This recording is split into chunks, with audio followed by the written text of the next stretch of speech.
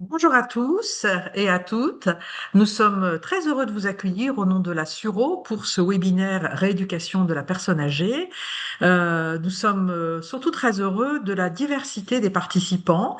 Comme vous le voyez, la Suro, c'est la Société universitaire de recherche en orthophonie, qui a été fondée par des orthophonistes qui travaillent à l'université, mais qui rassemble tous les professionnels, en particulier les professionnels de rééducation et réadaptation, qui ont en commun ce soin et cette rééducation qui va porter aujourd'hui, le webinaire porte sur la personne âgée. Je vais en profiter si certains d'entre vous, étant kinés, psychomotriciens ou d'autres professions ne connaissent pas la Suro, de dire rapidement quelques mots sur la Suro. Donc, c'est une association que nous avons fondée en 2020, une association loi 1901 pour la recherche clinique et pédagogique en orthophonie. Donc, il y a des aspects cliniques, mais des aspects aussi pédagogiques pour promouvoir, diffuser et soutenir la recherche. Qui concerne les pathologies en lien avec l'orthophonie au sein de la communauté francophone. Les différentes actions que nous menons, j'attends la diapositive suivante. Voilà. Dans les actions, on organise des conférences, des rencontres scientifiques, qui s'appellent les JSO que vous voyez en bas à gauche. Je vous indiquerai la thématique de l'année dernière et la thématique de l'année prochaine. Des podcasts, des webinaires comme nous sommes en train de le vivre en ce moment. Notre objectif, c'est de diffuser des informations auprès des différents acteurs de la discipline, de mettre à disposition des recommandations et veilles scientifiques et de promouvoir les relations interdisciplinaires, comme nous sommes en train de le faire ce soir. Donc, cette année, au mois d'octobre, nous avons vécu une très belle journée à Paris sur le thème son, rythme, musique et thérapie et les nouvelles perspectives de prise en soin. Ce que nous essayons de faire, c'est que tous les ans, au mois d'octobre, nous avons une journée scientifique et des webinaires tout au long de l'année sur cette thématique. Euh, Avant d'arriver au GSO au mois d'octobre. Et l'année prochaine, donc la thématique sera à la croisée de l'oralité, la communication, la déglutition et la respiration. Et je pense que certains d'entre vous pourront peut-être déjà être éveillés à un intérêt particulier qui n'est donc pas uniquement orthophonique. Donc pour ce soir, nous accueillons trois professeurs des universités dans le domaine de la rééducation-réadaptation, donc la section 91, professeur France Mouret, qui est déjà intervenu dans les webinaires de la Suro et qu'on est content d'accueillir à nouveau, le professeur Anaïque Perrochon de l'Université de Limoges, et puis Oriane Gros, qui est professeur à l'Université Côte d'Azur à Nice. Et je leur passe tout de suite la parole, en commençant par France Mouret, qui a coordonné avec ses collègues un ouvrage, un nouveau manuel sur la rééducation de la personne âgée, auquel vous pourrez vous référer à l'issue de ce webinaire si les contenus vous ont intéressé. Je remercie beaucoup les intervenants et on vous écoute avec grand plaisir. Merci beaucoup pour cette invitation. Euh, je vérifie que j'ai bien à la main. Voilà.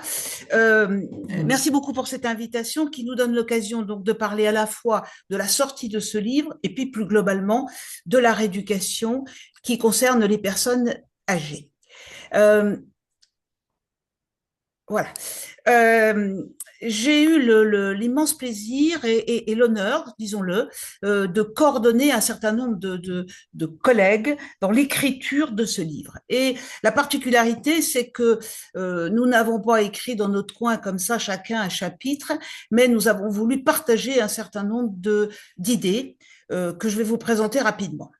Tout d'abord, la question de cette rééducation gériatrique qui, ça peut paraître paradoxal, est finalement une discipline jeune, qui a eu du mal à naître, un accouchement un peu au forceps comme ça, entre gériatrie et médecine physique de réadaptation, de rééducation. Et puis, l'idée que finalement, depuis en gros 1980, il y a eu peu de livres, je ne parle pas des articles, mais peu de livres consacrés à cette question. Et quand on les regarde comme ça, le dernier à droite en bas sur la diapo, c'est celui qui vient de sortir, eh bien, on voit que c'est tantôt des médecins gériatres, des médecins de médecine physique et de rééducation, parfois un mélange de rééducateurs et de médecins. Et c'est le premier livre aujourd'hui qui est écrit par des rééducateurs de manière interdisciplinaire et en même temps interprofessionnelle. Je vais y revenir. Donc une naissance difficile avec le problème toujours du jeunisme et d'une représentation négative de la vieillesse qui dans le monde de la rééducation a été un petit peu difficile à porter. Et puis l'idée que souvent dans ce genre de livre, on entre dans la question par les maladies. Et là, au contraire, on a voulu rester plus près de la fonction. Et il y a un certain nombre de maladies qui concernent les gens âgés qui ne sont d'ailleurs jamais évoquées dans ce livre. Alors, ce qui nous a réunis et ce qui a fait nos premiers échanges entre nous, c'est de partager cette idée qu'il y avait là une vraie spécificité et non pas une rééducation qui serait, comme on dirait aujourd'hui, dégradée par rapport à la rééducation du jeune, et en même temps une rééducation infiniment complexe. Alors, rapidement, pourquoi c'est complexe et pourquoi c'est spécifique? Parce qu'en permanence, il y a une intrication entre vieillissement normal et la pathologie, que la population est extrêmement hétérogène.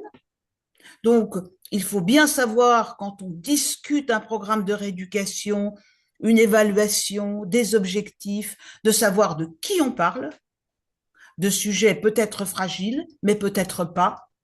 Et il y a au minimum, je vous le rappelle, 2 générations qui sont concernées et évidemment, ce ne sont pas les mêmes sujets. Donc, quand on aborde l'évaluation, c'est l'idée que décliner à l'infini ce qui ne fonctionne pas, c'est déprimant, puis ça mène pas toujours à grand-chose, que par contre, quand on peut faire surgir les capacités préservées, évidemment, on aura des perspectives qui sont bien différentes. Les objectifs qui sont là aussi très spécifiques, toujours en fonction de l'état antérieur, des pratiques qui sont multiples, qui nécessitent une personnalisation, donc c'est moins facile que d'appliquer des protocoles, et ça demande des compétences tout à fait particulières. Et puis enfin, l'approche interprofessionnelle que nous avons d'ailleurs réalisée à travers ce livre et qui demande une cohérence, et cela aussi, c'est complexe et c'est très spécifique. Pardon. Sous-tendu dans ce livre, il y a des travaux scientifiques qui sont cités de manière à évidemment fournir des arguments basés sur les preuves et qu'aujourd'hui, ces travaux scientifiques, ils sont volontiers rattachés, consciemment ou inconsciemment, à un modèle de recherche qui est celui de considérer le vieillissement comme un processus évidemment normal, avec un certain nombre de détériorations qui peuvent survenir, mais qui sont toujours compensées, plus ou moins bien compensées, mais toujours compensées.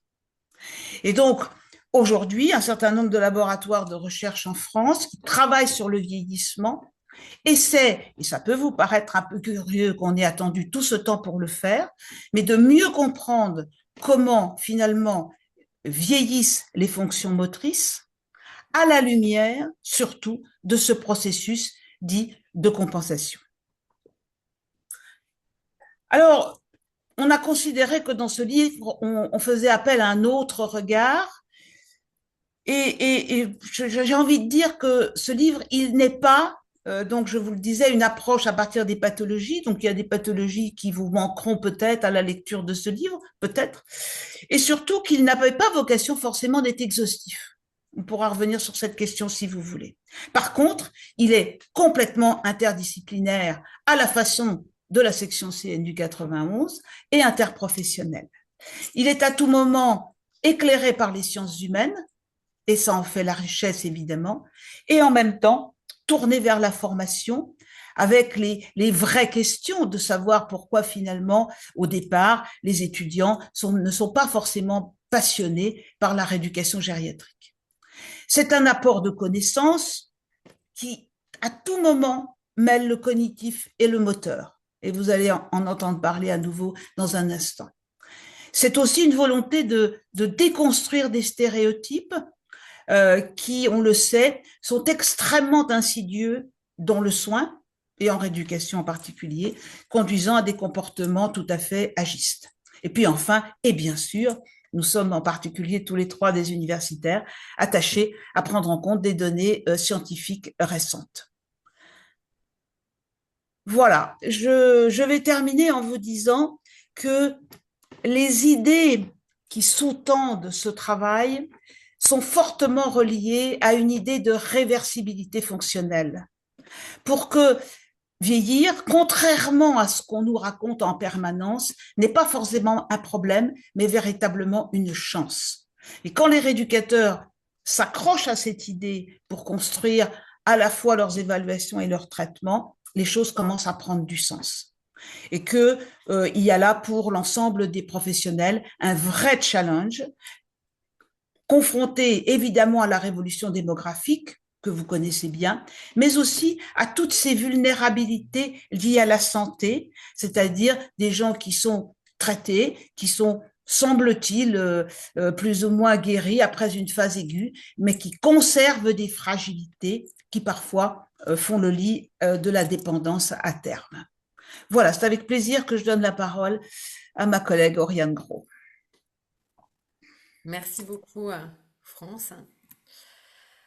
Alors un petit peu comme disait France, hein, moi ce que j'ai trouvé particulièrement intéressant dans ce livre, c'est que ça décrit aussi une vision qu'on a, une vision un peu indivisible qu'on a en gériatrie, mais pas que. C'est celle des sciences humaines et sociales, et c'est le fait d'inclure la personne et son histoire. Et donc là, c'est ce qu'on a fait en livre, grâce à France, mais c'est aussi ce qu'on fait tout le temps en pratique. Donc cette vision indivisible, j'ai essayé de la diviser pour mieux comprendre un petit peu ce qu'on comprend par là. Donc tout ce qui n'est pas dit par le patient, hein, et c'est ça qu'on a essayé aussi de raconter, c'est-à-dire l'anxiété de la consultation, avec quoi le patient vient et comment il faut aussi en tenir compte, des comportements observables hors de la consultation, c'est-à-dire l'angoisse qu'il peut avoir, est-ce qu'il y a un accompagnement, est-ce que il est venu en voiture, est-ce qu'il est venu à pied, donc tous ces éléments sont aussi, qui aiguisent nos compétences cliniques et qu'on essaye également d'apporter à nos étudiants et qui font vraiment une partie aussi de notre savoir. Les éléments plus visibles, c'est également ce qu'a dit France, c'est-à-dire la nécessité d'appuyer sa pratique sur des preuves, et donc ces preuves, on les tire de la littérature scientifique, mais pas que, c'est aussi de se renseigner, parce que la gériatrie, on va dire que c'est une vieille discipline, mais il y a toujours des nouveautés, et il y a toujours des avancées auxquelles il faut se référer, ou en tout cas toujours être un peu aux aguets pour comprendre ce qui se fait. Donc je vais revenir plutôt sur les éléments visibles, sur des choses qu'on a pu mettre en évidence. Alors ce chapitre est plus spécifiquement sur les troubles du langage dans les aphasies primaires progressives et dans la maladie d'Alzheimer. On l'a écrit avec Alexandra Plonka. Donc je vais vous dire un petit peu ce dont on a parlé. Donc déjà la nécessité d'appuyer sa pratique sur la littérature scientifique, notamment dans l'évaluation. Alors quand on parle des aphasies primaires progressives, on parle évidemment du langage, mais il ne faut pas oublier qu'on a des preuves, et que maintenant c'est bien reconnu, et il y a des revues de la littérature qui l'ont mis en évidence, il y a l'atteinte du langage qui est prédominante, mais pas que. Et ça, c'est des éléments qui ont été soulevés, notamment au niveau des fonctions exécutives. Là, je mets une étude assez récente, je crois qu'elle a 2 ou 3 ans, qui avait fait une méta-analyse sur 141 études existantes et qui avait montré qu'il y avait dans les aphasies primaires progressives toujours une atteinte des fonctions exécutives, alors qu'à un moment donné, ça faisait un petit peu débat, et qui touchait aussi bien à la flexibilité mentale, l'inhibition et la mémoire de travail. Alors, toutes les variantes d'APP étaient touchées, mais plus spécifiquement quand même les non-fluentes et les logopéniques. Donc, je vais pas revenir sur le détail de ce que c'est une APP, mais bien sûr, je pourrais répondre à la question si ça interroge certains. Autre élément clé, qui étaient les éléments neuropsychiatriques qu'on trouve chez les patients avec une aphasie primaire progressive et qu'il faut prendre en compte pour l'évaluation, mais évidemment aussi pour la rééducation, c'est-à-dire en prenant le patient dans son entièreté. La revue systématique que je vous présente ici a mis en évidence qu'il y avait de l'anxiété, de la dépression et de l'apathie qui étaient systématiquement retrouvées, mais également que ça pouvait donner une indication sur la physiopathologie sous-jacente. C'est-à-dire qu'on sait que l'aphasie primaire progressive, c'est un syndrome neurodégénératif, c'est pas une pathologie, et que par contre, on peut retrouver sous une APP l'amylopathie ou d'atoopathie, c'est-à-dire plutôt une maladie d'Alzheimer ou une démence frontotemporale, en tout cas le plus fréquemment, et que quand il y avait une dépression associée, on était plus à risque d'avoir une APP avec une physiopathologie de DFT, et quand il y avait une apathie, plutôt avec une physiopathologie d'Alzheimer. Donc c'est vraiment aussi une indication qui nous aide aussi pour le suivi des aphasies primaires progressives et aussi pour le soin et pour la rencontre avec le patient. Se renseigner sur les avancées scientifiques aussi, hein, et c'est ça qu'on soulève, c'est-à-dire les choses qui émergent et qui risquent après bientôt de devenir des éléments également de référence. Alors là, je cite notamment les marqueurs EEG, ce qui était, en tout cas ce que de premières études révèlent, c'est que quand on s'intéresse à l'onde N400, donc c'est-à-dire qui arrive à 400 millisecondes du stimulus, ce qui est vraiment en lien avec la N400, en fait, elle est sensible à tout ce qui est signifiant. Donc ça peut être un mot, ça peut être une odeur, ça peut être une musique, mais il faut qu'il y ait une signification. Et on voit que les patients APP vont avoir des comportements, vont avoir une onde qui va être légèrement différente des patients sans APP. Donc ça, c'est des marqueurs qui émergent un petit peu. Autre marqueur, et là, je cite les travaux quand une ancienne doctorante, maintenant maître de conférence, et une doctorante actuelle, Alexandra Plonka et Loïs Dacuna, qui ont montré aussi que les marqueurs moteurs, et notamment graphiques, l'écriture, pouvaient révéler des éléments différenciants entre une APP et des patients témoins, mais aussi que les marqueurs vocaux pouvaient donner une indication de physiopathologie différente et encore différencier des APP logopéniques avec une physiopathologie d'Alzheimer, d'APP logopéniques sans physiopathologie d'Alzheimer, notamment par tout ce qui est prosodie vocale, c'est-à-dire est-ce que toute la prosodie est touchée ou est-ce qu'il n'y a que la prosodie émotionnelle.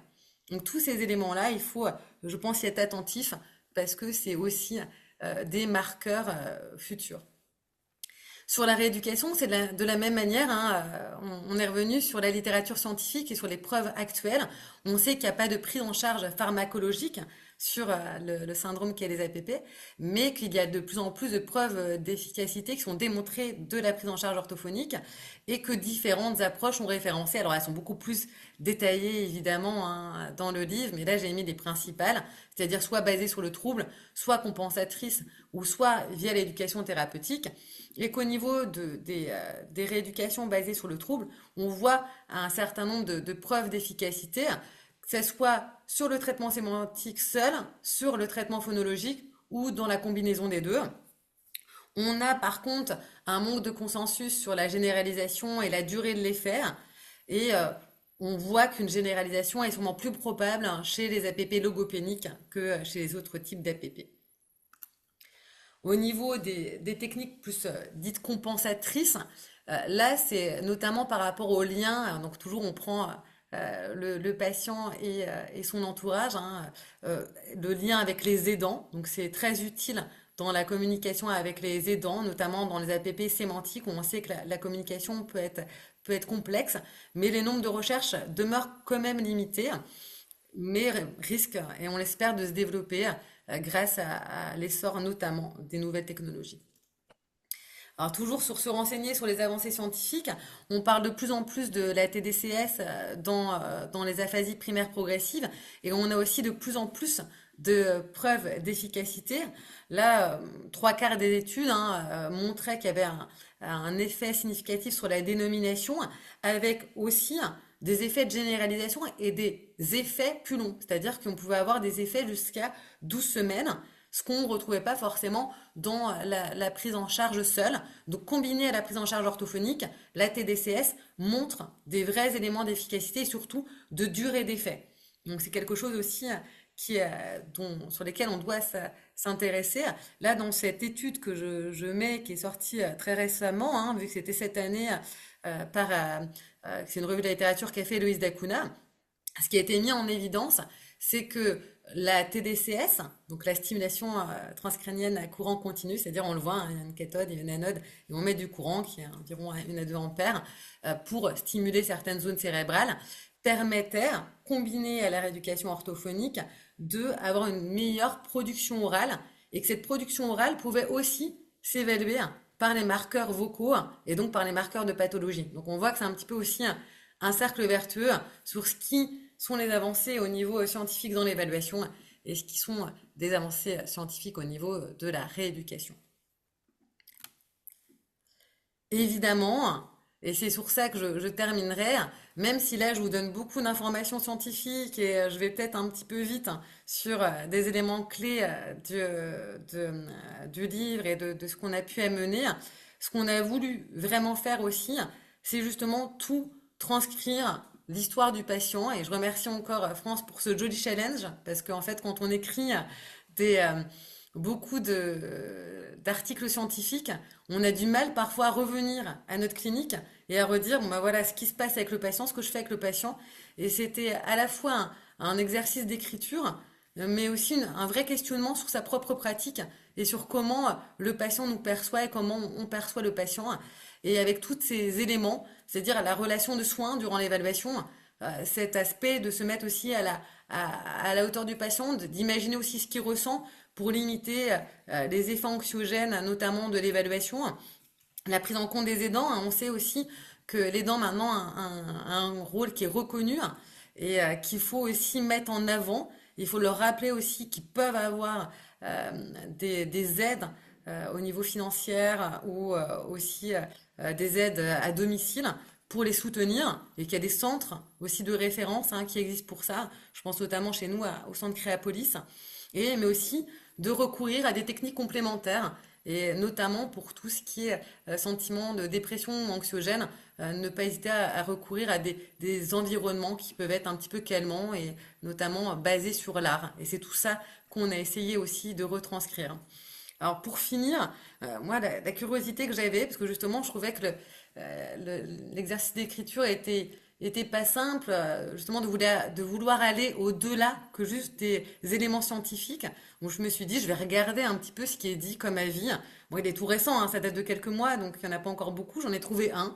Je crois que c'est sur Amazon, même s'il ne faut pas dire de marque, je crois. Et voici, donc c'est écrit, une approche remplie d'empathie avec fermeté pour les objectifs à atteindre. Et j'ai trouvé ça très valorisant et aussi qui témoignait qu'on avait quand même réussi à faire ce que l'on souhaitait, c'est-à-dire à ramener l'empathie de notre clinique, ne pas oublier le patient et la personne, tout en étant assez ferme sur les preuves et les éléments qu'on conseille de suivre. Je laisse la main sur ce à Anaïk et merci beaucoup de votre écoute.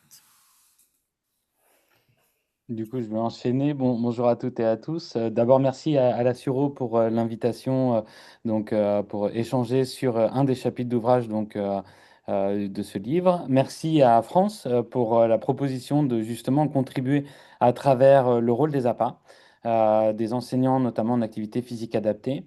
L'idée, c'est effectivement dans cet ouvrage, on aurait très bien pu reprendre les aspects plutôt techniques des activités à physique adaptée en décrivant quelles fonctions motrices, quelles fonctions cognitives on vient entraîner à travers les exercices qu'on propose. Et en fait, c'est une approche qui est complètement nouvelle. L'idée, c'était plutôt d'aller sur justement tout ce qu'on ne dit pas, le rôle de l'enseignant en APA, l'équipe avec les équipes en pluridisciplinaire, et d'aller aborder aussi le rôle qu'il a au niveau central par rapport à sa relation avec les patients ou les participants. Donc, on s'est mis à travers la peau d'un enseignant en APA qui s'appelle Stéphane. Et donc, je n'ai pas prévenu, mais ceux qui ont l'habitude de voir Mediaporama, ce n'est pas du tout celui qui est le plus abouti, pour la simple et bonne raison, c'est que, en fait, l'exercice était plutôt difficile dans le sens où c'est des extraits de l'ouvrage que j'ai repris. Donc, j'ai pris un peu la narration pour vous expliquer un peu la philosophie de ce chapitre. Et donc, le démarrage, c'est cet enseignant en APA qui s'appelle Stéphane. Et généralement, les enseignants en APA, ils ont une activité, par exemple en EHPAD, et puis en parallèle, ils vont avoir une activité plutôt associative avec des profils et des publics qui vont être différents. En EHPAD, plutôt des personnes dépendantes, et puis dans la vie associative, plutôt des gens qui vont, par exemple, aller faire de la marche en communauté. Et donc là, le quotidien d'un enseignant en APA, et tout le monde ne le sait pas forcément, puisque on a souvent ce qui est visible pendant l'activité physique, mais en fait, dès le début de la journée, il va lire des transmissions, et puis il va regarder comment il va ajuster sa séance d'entraînement. Et donc, il va prendre en compte est-ce qu'il y a eu des douleurs, est-ce qu'il y a eu une chute, comment va la personne, etc. Et donc, dans un premier temps, il va faire un passage dans les chambres. il va essayer de voir individuellement les personnes pour leur proposer soit des séances individuelles, soit des séances collectives. Ce qui était intéressant aussi, c'était de rappeler que on est sur des personnes qui peuvent des fois oublier des horaires, oublier des contenus de séance, et donc il a ce rôle aussi d'interface. Et puis, il y a ce travail en équipe pluridisciplinaire, puisqu'il va venir en interaction avec les autres professionnels qu'il peut y avoir dans les différentes structures. Et donc, en EHPAD, ça peut être soit des animateurs ou des infirmières, mais aussi d'autres intervenants extérieurs. Donc, voilà. Son rôle, il va être également en termes de représentation. Et on a aussi utilisé en fait des verbatims qu'on entend assez régulièrement en fait dans les structures. C'est des enjeux qui vont faire que les gens ont envie ou pas de s'inscrire dans une activité physique. On sait aujourd'hui les recommandations, on connaît tous les bienfaits de l'activité physique, mais c'est pas parce qu'on les connaît qu'on va s'engager dans une activité. Et donc là, l'idée, c'était de revenir sur c'est quoi les représentations d'une personne âgée, pourquoi elles ont envie de faire de l'activité. Et donc, il faut que ça devienne source de motivation, avec des éléments de santé, bien sûr, dans les arguments, mais aussi d'autres éléments. Et donc, certains viennent en séance, personnes, donc pour la socialisation, pour le besoin de rompre la solitude. Mais il faut aussi travailler sur les obstacles. Et donc, très souvent, ce qu'on entend, c'est bah, j'ai peur de tomber, j'ai jamais fait de sport de ma vie, donc pourquoi je vais commencer à 75 ans ou à 80 ans à aller faire de l'activité physique, ou c'est beaucoup trop intense pour moi, ou aujourd'hui j'ai des douleurs. Donc, ça peut être perçu comme des prétextes qui voudraient dire que finalement, eh bien, je ne vais pas venir à la séance. Et donc, le rôle de Stéphane, ça va être aussi de moduler toutes ces verbatims qu'il va entendre. Et puis, il va falloir aussi qu'il contrôle la fatigue, la routine, etc. Donc c'est un équilibre à trouver, vous l'avez compris dans tout ça. Un enseignant en APA, dans son rôle, il va définir un programme d'activité physique adaptée et très souvent, il va choisir des exercices, des activités qui vont répondre à un besoin de la population. Donc j'ai pris une image comme ça, de manière aléatoire, sur le net, mais vous avez des exemples classiques, le fait de faire de la marche, du vélo, du renforcement musculaire, du tai chi, yoga, etc. Et puis on va avoir des activités qui peuvent être un peu plus ludiques ou des jeux qui peuvent être détournés via notamment des ustensiles, des objets de la vie quotidienne. Et donc, parfois, l'enseignant n'a pas doit faire preuve d'ingéniosité, notamment eh bien, parce qu'il y a peu de moyens pour pouvoir proposer de l'activité à ces personnes. Et puis en parallèle, quand on réfléchit un peu ou quand on se questionne finalement sur des nouvelles activités, eh bien, il peut y avoir aussi des activités un peu plus originales. Et donc, ça peut passer par de la danse narrative, le fait de travailler sur des récits en même temps qu'on va impliquer le corps par du mouvement. Ça peut être la musicothérapie active, où on va demander à produire de la musique, mais en même temps à travailler en rythme ou avec des percussions. Ça peut être la peinture en mouvement, des parcours de marche thématisés, etc. Et donc, c'est aussi à travers ces activités que l'enseignant en APA va avoir une progression, notamment dans ses programmes d'activité, puisqu'il va, sur des cycles, et bien, changer tout ça. Et donc, il va avoir aussi un autre enjeu. euh, je reviens en arrière, j'étais trop vite. Ça va être en lien avec l'évaluation. C'est-à-dire que dans chaque séance et pour chaque exercice, l'enseignant en APA va fixer des critères de réussite et de réalisation. Et donc, les critères de réussite, ça va être le nombre de répétitions qu'on va faire dans des séries. Et on va tout de suite voir si la personne est capable de faire, par exemple, 10 répétitions de assis debout. Et donc, c'est plutôt quantifiable et objectivable. Et puis, il va y avoir des critères de réalisation qui vont être plus qualitatifs. Est-ce qu'on s'aperçoit que la personne elle a la bonne posture quand elle va faire ses mouvements de assis debout, etc. Et donc, tout ça, c'est des feedbacks qui, avec l'expérience, l'enseignant en APA va pouvoir réguler finalement en simplifiant ou en complexifiant les exercices. Et donc, ce qu'on a cherché à travers cet ouvrage, c'est aussi impliquer, alors, faire connaître le rôle de l'enseignant en APA, mais aussi de rappeler aux enseignants en APA quels sont les principes, en fait. Donc, créer un programme d'entraînement, veiller à ce qu'on respecte les exercices et de les faire correctement, de percevoir les signes de fatigue, de mettre en sécurité la personne et puis d'être dans les encouragements lors de l'activité. Mais il y a aussi un rôle essentiel, c'est l'évaluation qui peut se faire à différents moments. L'évaluation initiale, donc une sorte de bilan d'entrée qui permet d'évaluer les capacités fonctionnelles, d'équilibre, d'endurance et de motricité. Et là encore, l'objectif de l'ouvrage, ce n'était pas de tous les lister et de dire tel profil, il faut faire tel test. Non, l'idée, c'était plutôt de rappeler que de manière globale, en fonction des besoins de la population qui va être en face de moi, eh bien, je dois dans tous les cas faire un bilan d'entrée. Et c'est un peu comme un neuropsychologue qui viendrait chercher des tests neuropsychologiques adaptés. Eh bien, c'est à l'enseignant d'APA d'essayer de voir est-ce que je veux affiner les mesures de l'équilibre ou de la marche, etc. Mais l'évaluation, c'est aussi l'évaluation en séance. C'est-à-dire, ben, justement, comme j'évoquais précédemment, et d'être capable d'identifier de la douleur, de la fatigue, de la perception de l'effort. Et donc, là encore, il faut que l'enseignant soit à l'écoute de la personne et puisse identifier finalement, eh bien, est-ce que je dois simplifier ou complexifier l'exercice. Et puis, il y a l'évaluation à la fin en fonction des besoins et des objectifs. Et donc là, c'est un peu plus macro, c'est à la fin de chaque cycle, je vais faire un bilan et puis je vais voir si finalement mon activité, elle convient ou si je vais globalement changer d'activité. Et donc, vous voyez qu'il n'y a finalement pas d'activité stéréotypée, mais c'est plutôt une évolution et une progressivité dans les programmes d'entraînement. La deuxième grande partie, en fait, puisque vous l'avez vu, le titre, c'est de l'activité physique traditionnelle aux technologies immersives, c'était de s'intéresser à des pans qui, notamment, concernent ce qu'on appelle l'exergaming. C'est-à-dire que lorsqu'on va proposer une activité récurrente à une personne, il faut aussi la rendre ludique. Et un des moyens, c'est aussi de passer par le jeu. Donc, on pense souvent à côté motivationnel ludique, l'enfant, mais la personne âgée, c'est quelqu'un qui a envie de s'amuser et qui reste un grand enfant. Et donc, si on prend l'exemple du bowling, il y a aussi cet élément-là qu'on voulait traduire sur bah, les technologies, c'est pas que quelque chose qui coûte très cher. C'est-à-dire qu'aujourd'hui, une console de jeu avec une télé, vous en avez où c'est possible d'investir dans ce type de technologie. Et donc, ça permet notamment bah, de proposer une nouvelle activité. Et donc, les premières impressions qu'on peut entendre quand on proposerait ou quand on imaginerait d'avoir une Nintendo Wii, en tout cas, c'était le cas et je me projette à plutôt il y a 5 ou 10 ans, bah, c'est fait pour les jeunes où ça va être très difficile parce que c'est nouveau, il y a une coordination en main-pied, etc., où il va y avoir donc des difficultés à réaliser correctement l'exercice. Puis en fait, bah, si on regarde sur les premières impressions à la fin d'une séance, bah, on va plutôt avoir des rires, des encouragements, de la cohésion, puis on va se rendre compte que tout le monde est dans la même galère. Alors pourquoi ça marche? Bah, il y a ce côté ludique, il y a ce côté aussi un peu compétitif à travers le jeu. Il y a un avatar, c'est une projection corporelle, donc ça amène aussi d'autres notions de représentation de son corps dans l'espace. Puis il y a des bénéfices qui sont multiples et qui ont déjà été démontrés dans la littérature. Donc je n'ai pas mis des références bibliographiques à chaque fois, mais il y en a un peu dans l'ouvrage qui réexprime un peu tous ces éléments-là. Et puis il y a une possibilité d'avoir plusieurs modalités. Je peux jouer assis, debout, avec une main, etc. Et donc, c'est un élément aussi qu'on aborde, c'est la place et le rôle de chaque acteur dans une séance d'activité physique adaptée. C'est-à-dire qu'il y a des gens en EHPAD qui vont venir et qui vont être plutôt spectateurs. Et donc, quand vous allez sur un terrain de sport le week-end, vous avez des gens qui sont acteurs qui jouent, et puis vous avez des gens qui sont sur le côté du terrain et qui viennent et qui participent indirectement à l'activité. Et donc, le rôle de l'enseignant en APA, c'est aussi bah, de dire aux personnes, venez à l'activité, et puis, vous participerez le jour où vous serez prêt finalement à faire l'activité. Et donc, il y a des gens qui vont être spectateurs.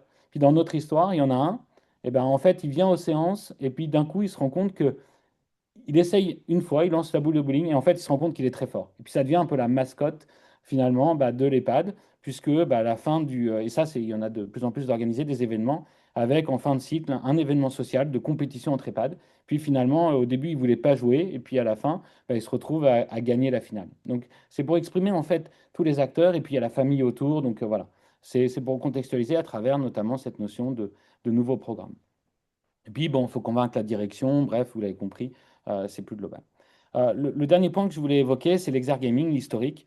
Globalement, vous voyez que les technologies, elles ont beaucoup évolué et qu'on est progressivement passé des jeux commerciaux à des jeux sur mesure. C'est-à-dire que pendant très longtemps, on a utilisé en dérivé comme la Nintendo Wii, un jeu grand public, pour dire bah, ça va être pour les personnes âgées. Et maintenant, on s'aperçoit de plus en plus que finalement, eh bien, on va essayer de développer des programmes et des jeux qui vont être spécifiques pour travailler justement sur capacité de double tâche, la navigation spatiale, etc. Puis on passe progressivement à des technologies dites non immersives, la Kinect, la Wii, à des technologies 100% immersives. Et donc concrètement, et c'est un projet qu'on avait mené là, qui s'est terminé il y a 2 ans, c'est le projet Incom, vous trouverez plein de littérature dessus avec quelques vidéos, mais en gros, globalement, c'est pour exprimer qu'on a développé un jeu sur mesure et on l'a déployé en EHPAD. Donc c'est pour faire la continuité et faire le lien aussi avec des thématiques au sein des laboratoires. Et donc là, l'idée, c'était de mesurer l'efficacité en fait d'un jeu. Donc je ne vais pas vous donner les résultats, mais je vais juste vous donner la philosophie. C'est un jeu sur mesure qui a été développé sur la ville de Limoges. Et l'idée, c'était de donner envie aux personnes de travailler sur le territoire. C'est-à-dire est-ce que j'ai envie de redécouvrir des lieux de la ville? Est-ce que de travailler sur la réminiscence? Qu'est-ce que ça déclenche? Donc je leur présente un monument, il y a un fond de jeu, je me déplace sur la carte physiquement, puisque vous voyez, c'est un système de vidéoprojection. Et puis quand je me déplace, je vais avoir un lieu qui apparaît. On demande au sujet qu'est-ce que c'est. Ils échangent sur le lieu, donc c'est de la coopération. Et puis on échange, on communique avec les autres acteurs du jeu. Et puis après, j'ai un mini-jeu qui apparaît. Et donc là, j'ai repris l'exemple du Dance Dance Revolution, qui est un jeu où il y a des signaux à l'écran. Et puis on doit mettre les pieds sur les cibles en fonction des flèches qu'on voit à l'écran. Et donc, on l'a détourné, ici, vous le voyez, pour le mettre dans notre exergame. Donc, on a fait, je vous passe la vidéo et puis je m'arrêterai après là-dessus, mais vous voyez ici, on a 4 joueurs simultanément. Vous avez une flèche tout en haut, elle a un peu saccadé la vidéo, et puis on a les gens qui vont devoir refaire les mouvements avec leur pad virtuel au sol. Pourquoi je vous présente ça? C'est parce que ce jeu-là, il y a eu un coût de développement, mais typiquement, il vous faut un vidéoprojecteur, un ordinateur, et c'est que de la vidéoprojection. Et donc, on peut travailler sur de l'immersion, puis on peut travailler sur des déplacements au sol, sur des trucs interactifs. Et en fait, ça, c'est des choses qui ont beaucoup plu aux personnes parce que c'est très ludique. Et puis, il y a un côté motivation et interférence cognitivo-motrice. Donc, on couvre tous les plans en fait d'un programme d'intervention. Et puis, bah, l'avenir, le full VR, bah, c'est ça en fait. C'est à terme, et aujourd'hui, on a des applications qui permettent bah, de simuler de la marche en forêt, de travailler sur l'exergaming, de faire des visites muséales. Donc, on a soit que du moteur, du cognitivo-moteur, du culturel ou de l'artistique. Et donc, on pourrait très bien se projeter demain sur des EHPAD 3.0. Et donc, on dit souvent la technologie, c'est pas pour les personnes âgées, mais on a fait beaucoup d'études où on a démontré effectivement que elles ont un souhait à la fois de l'utiliser, donc un très fort taux d'acceptabilité, et puis il y a aussi de l'efficacité dans tous ces programmes. Voilà, voilà.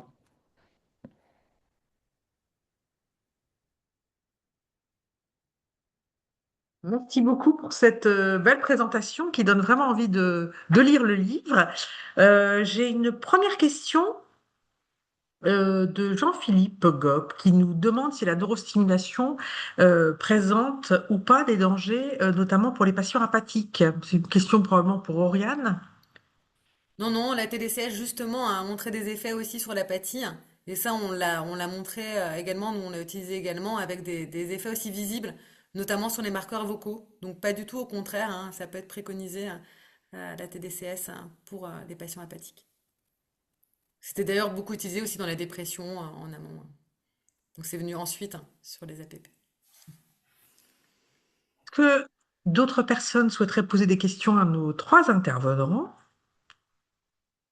Ou est-ce que France souhaite réagir sur la présentation d'Anaïk ou d'Oriane ou l'inverse, en attendant que des questions se posent peut-être?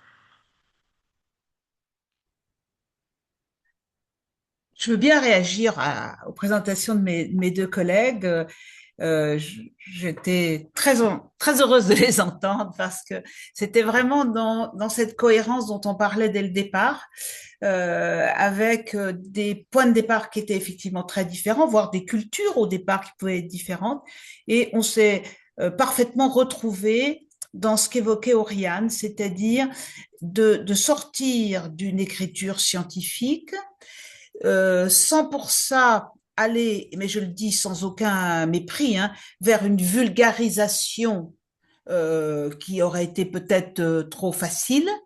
On s'est situé dans un entre-deux de tout cela, à partir de l'histoire de patients, pour faire ressortir un certain nombre de connaissances, d'orientation, de spécificité des traitements. Et ça a été, voilà, pour moi, une belle aventure et je les remercie beaucoup, Anaïk, Oriane, mais aussi tous les autres. Hein. Il y avait Lucia Bracco, il y avait Alexandre Kubicki, Fabienne Marisi, euh, Chabaye, notre collègue ergothérapeute, Yann Strauss, et puis notre collègue psychomotricienne, dont le prénom m'échappe, mais qui est Madame Ekaout. Voilà. Merci, Oui, France. ça revient justement un petit peu à la question qui est posée. S'il y a Chloé Vendet qui demande est-ce que la prise en charge particulière de patients âgés présentant un trouble cognitif, comment l'aborder, des stratégies de communication est abordée dans le livre? Oui, complètement, hein. En tout cas, on peut peut-être en parler chacun dans nos chapitres, mais c'est aussi, comme je disais, ce qu'on a voulu mettre en évidence, c'est-à-dire qu'on est vraiment parti du patient, comme l'a très bien montré Anaïk. Et moi, le chapitre il commence aussi comme ça. Hein, il y a un patient qui attend en salle de consultation et vraiment, c'est l'immersion dans le quotidien clinique. Et c'est un petit peu aussi tout ce que on a mis en place pour aborder au mieux. Donc pour pas que l'anamnèse paraisse un interrogatoire et que justement la personne aussi n'ose pas dire certaines choses. C'est-à-dire amener toutes les informations qu'on sait nécessaires dans une discussion pour que jamais ça n'apparaisse comme quelque chose de trop intrusif, mais vraiment comme un échange réciproque. Et je pense que ça, la clé, elle est là. C'est-à-dire que des fois, on veut se garder d'être trop dans la sympathie, mais en fait, quand on a de l'empathie, on peut très bien arriver à avoir des échanges vraiment en donnant aussi un peu de nous aux patients, sans rentrer dans des éléments de sympathie et en synchronie. Et comme ça, on peut vraiment aussi avoir d'une anamnèse beaucoup plus riche et des résultats, que ce soit dans la prise en soin ou dans l'évaluation aussi, beaucoup plus pertinents. Et ça, on l'aborde au final, moi je trouve, hein, tout au long justement du discours, des choses qui nous paraissaient parfois pas futiles, mais on se disait, mais ah, c'est pas, comme en tout cas quand j'écrivais, je me disais, ah, mais il n'y a pas de fait scientifique, mais au final, je pense que c'est la chose la plus riche, parce que c'est ce qu'on dit rarement dans un livre, en fin de compte, tous ces éléments cliniques qu'on apprend aussi avec le temps et qui font que on apporte des meilleurs éléments de soins aux patients et qu'aussi on a un moment qui est plus riche dans l'échange qu'on a avec lui. Ce que je trouve qui est très intéressant dans ce que tu donnes dans ta réponse, Oriane, c'est un lien qu'on a aussi avec la Suro, où on est intéressé par la pédagogie et le fait de pouvoir enseigner ces savoirs-là aussi, qui sont tout aussi importants que les savoirs scientifiques et que les données des études, etc. Mais tout cet aspect humain, il est évidemment central dans notre pratique. Et puis tous les aspects transversaux, hein, on a parlé de motricité, de cognition, la communication, elle traverse toutes les prises en charge. Et vraiment, on a tout intérêt à se nourrir des compétences des uns et des autres et des points de vue, des portes d'entrée qui permettent de voir vraiment la personne âgée dans sa globalité, en fait. Et pas que à travers sa maladie, comme l'a très bien indiqué France au début de la présentation. Et puis, par rapport à la pédagogie, parce qu'on a aussi des réflexions sur la pédagogie à la Suro, je suis d'accord aussi sur l'aspect non exhaustif, parce qu'il y a des ponts qui peuvent être faits, des transferts qui peuvent être faits. C'est vraiment la posture et la rigueur qu'on essaie d'avoir et qui permettent de faire du lien. Donc, il y a peut-être pas pour les futurs lecteurs un chapitre très précis sur un patient qui a une maladie très particulière, mais je suis sûre que la présentation, comme enfin, vous l'indiquez, ça donne très envie de le lire, très situé cliniquement, que les lecteurs y trouveront leur compte et puis ça leur donnera envie de s'approprier les connaissances scientifiques de façon avec plus d'enthousiasme, on va dire. Donc merci beaucoup C'est- à vous Ah, j'allais pour ce rebondir. livre et ce partage. Et puis Anaïk, je te laisse la parole Ouais. peut-être pour conclure. Non, mais justement, j'allais rebondir par rapport à ce que tu disais. C'est vrai que c'est un choix qui avait été fait, puis on avait beaucoup discuté. Et vous serez peut-être surpris au premier abord, on dit pas ils ont telle pathologie. En fait, on le sous-entend en fait par le comportement ou par justement les situations. Et donc, du coup, c'était un parti pris, comme disait Oriane. Et donc, dans les exemples, par exemple, comme on évoquait sur les troubles cognitifs, ça va être effectivement plutôt de dire, bah, quand on sait qu'en EHPAD, on va avoir des personnes avec des troubles cognitifs, bah, ça va aller jusqu'à la raccompagner dans sa chambre parce qu'on sait que très souvent, il y a des troubles de l'orientation spatiale. Et donc voilà, c'est des exemples qui montrent à chaque fois, voilà, c'est un autre point de vue, mais c'est quelque chose qui est vraiment très proche, comme tu le disais à l'instant, de la clinique, de l'expérience professionnelle. Et ça peut aider à la fois bah, justement les jeunes dans de l'esprit de la formation, mais aussi de comprendre aussi à travers ces exemples-là. On a un peu parlé, mais les aidants ou l'entourage familial. L'idée, c'était aussi de dire, bah, quand je disais tout à l'heure de découvrir la profession d'un enseignant en APA, bah, c'est pour les collègues, mais c'est aussi pour la famille. Et donc, tous ces exemples qu'on prend, ça permet aussi de changer le regard, comme disait France, de tous ces acteurs en fait qui tournent autour de la personne. Et donc, c'était un peu la philosophie voilà, de ces ouvrages. Mais c'était un vrai parti pris et un défi, un challenge. Et des fois, c'était frustrant pour nous parce que on avait envie justement de développer des parties qu'on n'a pas faites volontairement en se disant, bah, c'est du sous-entendu ou c'est implicite. Ce que je trouve intéressant, c'est ce qu'avait aussi introduit Oriane en plaçant le patient au centre. Et en fait, les patients ne se définissent pas par rapport à leur pathologie. Et donc, c'est partir de ce qu'ils sont et de leur projet de vie, de ce qu'ils ont envie de faire. Et puis, effectivement, développer toute la partie de compensation et de mise en valeur de tout ce qui est préservé, qui peut être encore mobilisé par la personne, avec des aides de gens qui sont attentifs, bah, grâce à des chapitres chapitres, certainement comme les vôtres, aux points sur lesquels chacun a son niveau avec sa profession, hein. Et comme on est sur une soirée avec des gens qui viennent de professions très différentes, je trouve qu'on a tous cet objectif commun et ça peut nous encourager à l'appliquer. Eh bien, on est pile poil dans l'horaire. On va quand même voir s'il y a une dernière question, si quelqu'un voudrait poser une dernière question ou faire un dernier commentaire.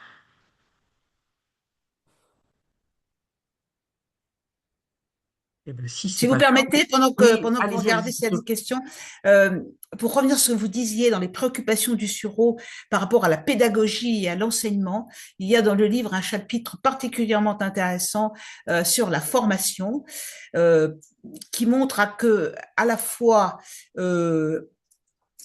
sensibiliser les étudiants à la question du vieillissement, à la complexité de la rééducation qui suit. Ce n'est pas facile, mais c'est faisable. Et que si à l'entrée dans un certain nombre d'instituts de formation, et je pense là évidemment un peu aux kinésithérapeutes, qui comment dirais-je, annonce à l'entrée que pour 80% d'entre eux, ils veulent faire de la kinésithérapie du sport. Voilà, au fur et à mesure de la formation, on peut leur faire découvrir que les enjeux de santé publique ne sont peut-être pas tout à fait là et que s'ils s'occupent de personnes âgées, ils vont trouver énormément de plaisir et développer énormément de compétences en tant que professionnels. Et la complexité de cette approche dans l'enseignement est bien rendue dans le chapitre et je en remercie les auteurs.